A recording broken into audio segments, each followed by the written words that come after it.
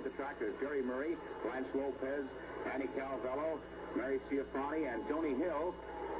Beautiful girls on the Chiefs team getting ready to take the track. Here come the Red Devils now. And the score at the present time, the Red Devils 28, the Chiefs 16, as the Red Devils offensive has been wild tonight. Very Fabian. But now the changeover coming up. And the men will contact their partners, the girls, for this next skating period, which is the 7th. So you got two big ones coming up, the 7th for the girls and the 8th and final skating period for the men. Men just finished, score again, Red Devils 28, Chiefs 16. And the Chiefs are wearing the white shirts, and the Red Devils in the striped shirts. Contact coming up. Pretty proud of roller derby to watch this contact. Call it the changeover in roller derby, where the men contact their partners, the girls, and then, of course, the girls contact their partner, the men, when the men take over for the final skating period. The only known sport where men and women are placed on an equal basis, where there's an offense and a defense, and where there's body contact. All right, jockey pole positions, ready to go, and Blanche Lopez makes the first break to the 7th skating period. Lopez in the white with the sleeves rolled up, she's with the Chiefs, and out there with her is Ginger Foley of the Red Devils in the vertical striped jersey. That pack action, Mary Fabian hitting up the front of the pack on Gladys Feet, number 27 for the Chiefs. Lopez holds it down. Foley, the redhead, right in there with her for the Red Devils.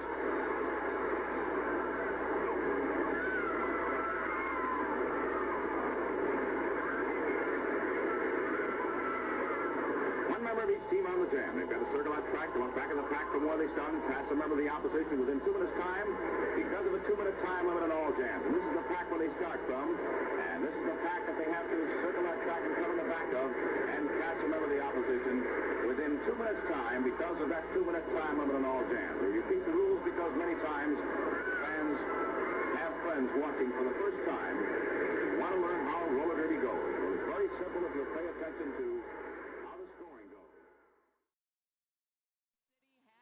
On their side, all the timeouts have been used. Gotham has an official review left. Again, 13 seconds left on this jam clock, and this crowd is going completely bonkers right now.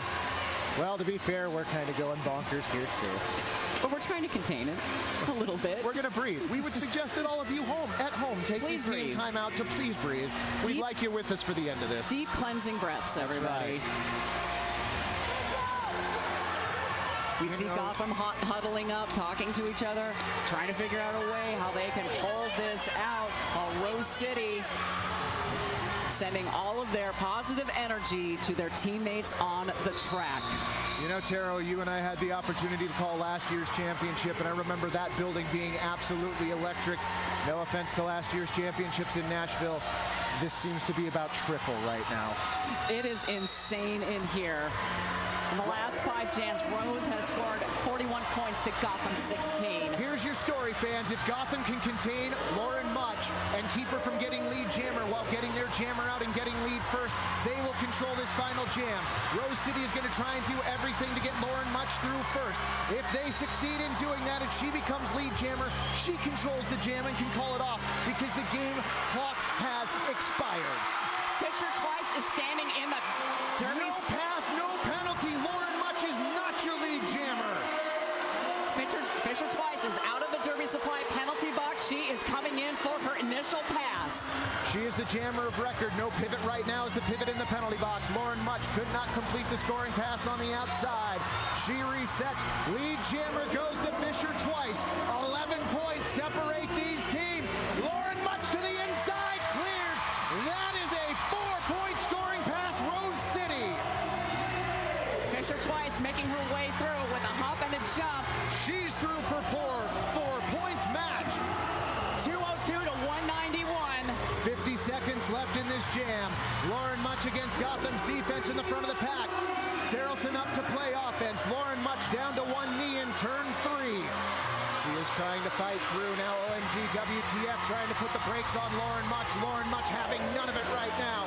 Fisher Twice having her own trouble at the back of the pack going into turn 3. Sexy Slady. Direction of play penalty out front. Lauren Much going to reset just to be careful. Fisher Twice still not gaining ground.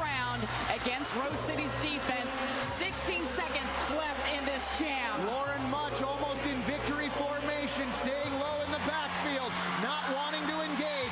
8 seconds, crowd counting down the jam clock. Saracen trying to hold back Bonnie Thunders. 4 points for Gotham. Time has expired. The period clock reaches 0.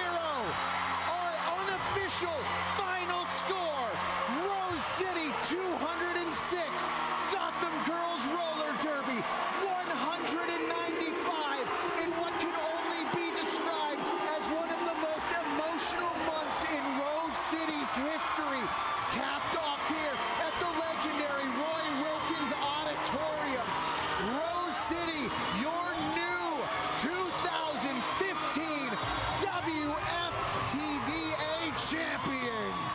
And to show how wonderful Gotham is, Bonnie Thunders, who got the start.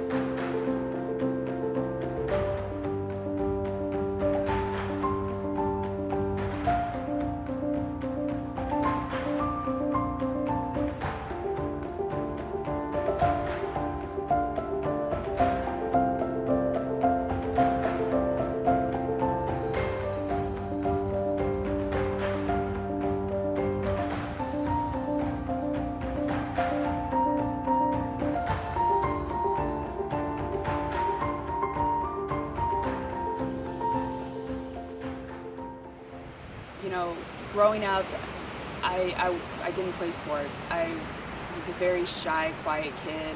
I kind of sat in the sun. Nothing really like came to me. It was like, oh, I have to do that. You know, it just was like, oh, that looks fun, but I'm not interested. I guess it all started when I was about 25. I just moved to the area from Virginia Beach, and I was working at Starbucks, and this, I guess you would say, this very tall, beautiful woman would always come through the drive-thru every day. She would get a cup of coffee, and every day I would serve her. And one day she asked me randomly out of nowhere if I ever roller skated before, and I was like, not really. As a kid, I went to a couple parties at, you know, a rink, and other than that, I hung out on the food court. So I guess that, you know, didn't count, but I said it maybe a couple of times, and it was, you know, I rollerbladed. She said, you know, I play roller derby. You should come and try out right in the drive-thru. And I was like, yeah, sure. I'm not doing anything else. And I remember like turning around after she left and was like, what the hell is roller derby? So the Charlottesville Derby Dames are just about to celebrate their 10 years. Depends on how you measure the starting date, but the ideas were about to be formed in another year, so we're at 9 years. And it started this really small group of women. We called ourselves a little team that could. We didn't have a rink.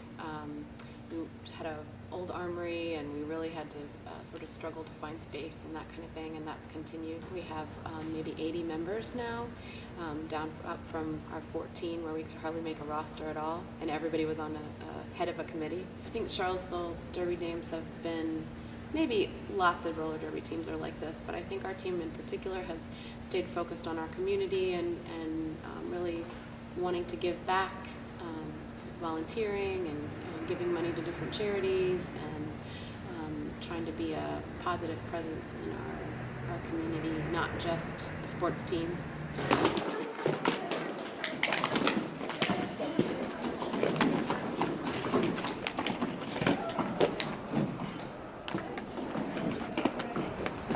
I went to the practice, and as soon as I got there, everyone introduced themselves, and the coach came up to me.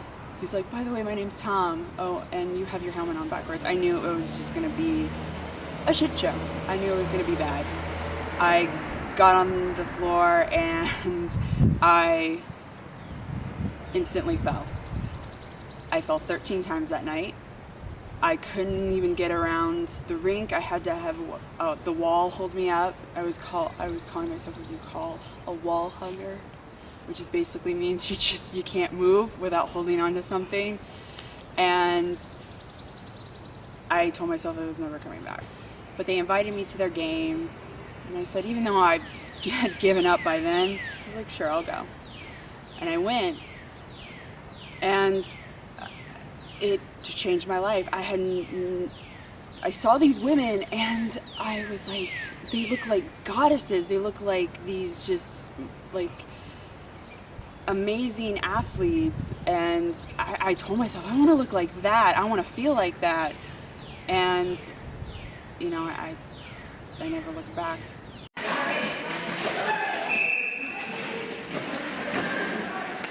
All right, good.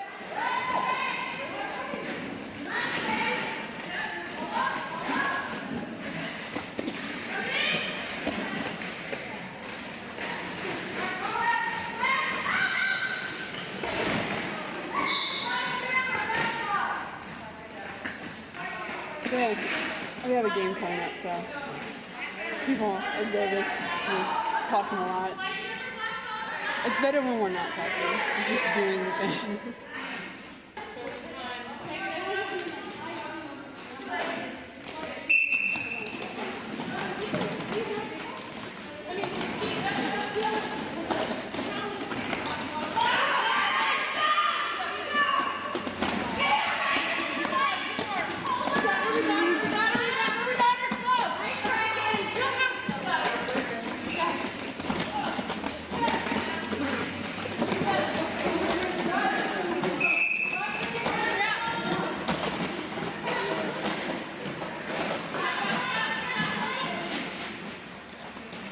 And at 25, before I found roller derby, I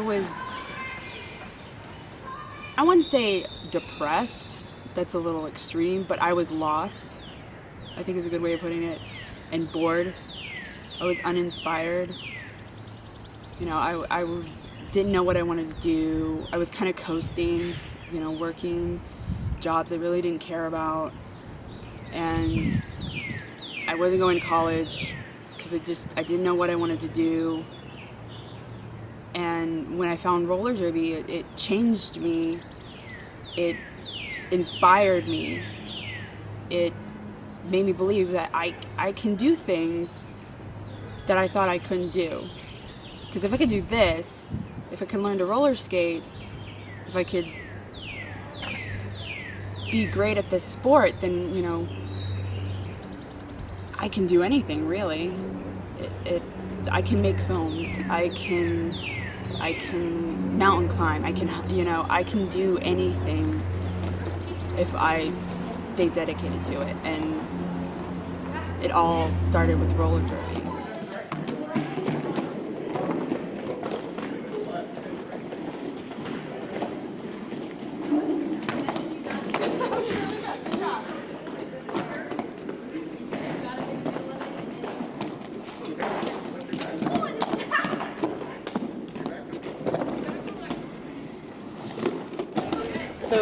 So I love derby, and I love the team, and I care about everybody on the team, but of course you're a group of people who are working together. Like I said, it's all mixed up with the business and the track and the, you know, all those pieces, and you have all these personalities that come in, and they are coming from all directions and all walks of life, and so you don't always see eye to eye with people, and there is sort of a culture of trying to have as much consensus or sort of democracy, but you can't always make decisions with everybody. You never make decisions with everybody being happy, and what one person needs from their derby team is very different than what another person wants from their derby team sometimes, and the workloads are not always even, and sometimes the the work on the track looks more fun than the work on the behind the scenes, and you have that unbalanced, and you have you know, just all of those decisions that have to be made, and you have all those personalities. And actually, you're reading this. CDD. CDD. Who are we? CDD. Number 411 is also very special because it is not only the birthday of a very dear family member who sadly passed away from cancer, my aunt, but it's also what I used to weigh. It was 411 pounds. And so the number, 411 was just perfect for me because it symbolizes what this sport has done for me, where I came from, and now it's, the player that I am now is where I'm going.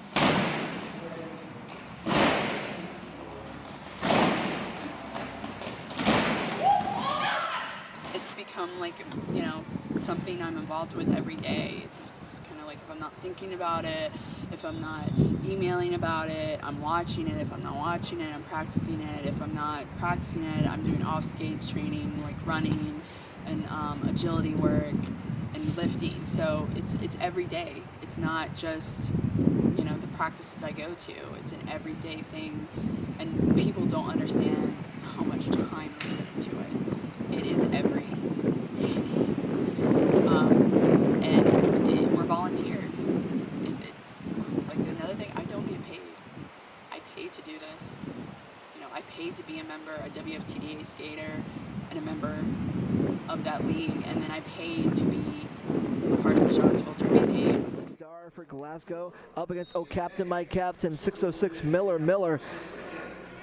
Glasgow having a hard time trying to keep the scrum formation up front. And Miller on the outside gets the call. Lead jammer Charlottesville. There's only 3 blockers from each team out there right now as they are fighting at corner 1. Glasgow lined up the rear wall. I don't know what my life would look like without Derby. I'm sure it would fill up. In fact, the off season when you're like, oh my gosh. Or you take a break in the summer and you're like, oh, this is what a summer evening is like. Oh my gosh. What if I didn't have to go to practice? Or just, when trying to imagine what my life would be without Derby. I can't really imagine it, but I don't really want that life either, so it's totally worth it.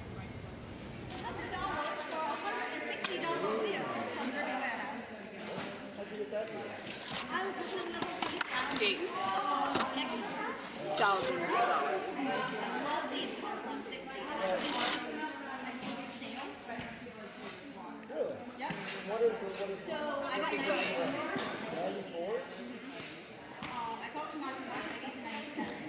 They're specifically molded to my feet, so it could be in them for hours without having any feet problems. I'll be involved in the sport forever. It's changed my life. It made me happier. It's brought some women that I consider like sisters. I feel complete and whole. inspired, which, you know, it took a while to find it, but I found my thing. I found the thing that I was meant to do. And, you know, I'm good at it, even though it's hard to sometimes tell myself that, is that, you know, I'm also good at this thing.